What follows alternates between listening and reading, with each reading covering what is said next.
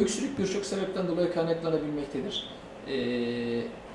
Üst solunum yolu enfeksiyonlarından tutun da bademciklerin iltihabı, faranjit, larenjit veya işte alt solunum yolu enfeksiyonları da dahil olmak üzere birçok sebepten dolayı kaynaklanabilmektedir. Bizim göğüs hastalıkları açısından öksürüğün alerjik astımdan olabilir, zatürreden olabilir, verem hastalığından olabilir, bronşektaziden olabilir, akut kronik bronşitlerde olabilir, akciğer kanserlerinde olabilir.